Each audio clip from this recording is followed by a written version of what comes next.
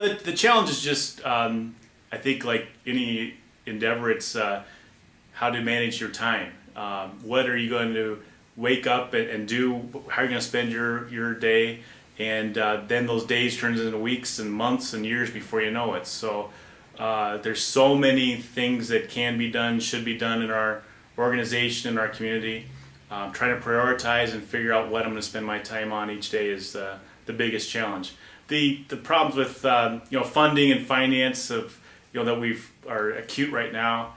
They're always there to some degree. That's just one of the constraints, but time is the thing that you can't get any more of.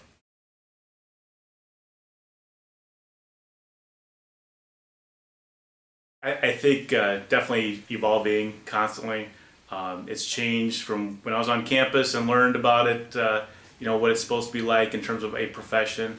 I think what is going on around the country in the U.S., particularly about sort of a skepticism of government, not sort of, it is that's frustrating, and I think it's changed how we are perceived, before maybe we had to prove our worth in different ways of bringing efficiency. Now there's just a general skepticism of government. It's hard to break through that. So we have an important role in terms of civic engagement in connecting the dots.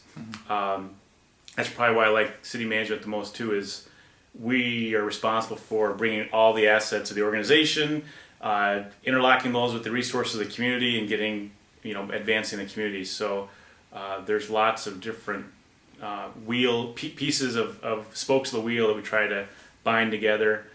Civic engagement's a big chunk of what holds that all together, and we've got to explain citizens' role in local government democracy, that we need people to be involved and serve and participate, and we can help provide avenues for people to do that.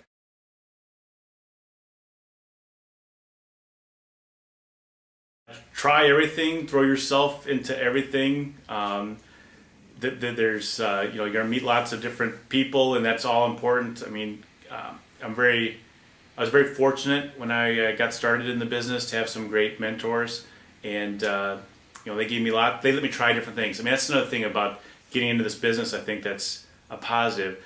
When I was in Elgin, Illinois, I was probably 28 years old or something like that, and was given responsibilities for running the code department, which is a big deal there.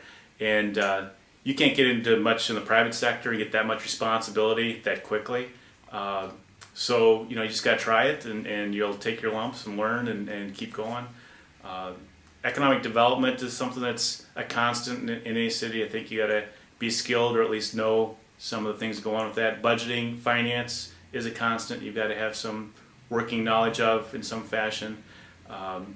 And then the leadership management stuff. So, it's we've got to be. I feel fortunate that I got a liberal arts undergraduate education. I think that served me well by sort of being open to different things, different approaches, and sort of being a lifelong learner. Because what I learned 20 years ago on campus certainly is not what I'm doing right now, and the world has changed. But you've got to be able to learn as you go, and you got to have that openness to try new things.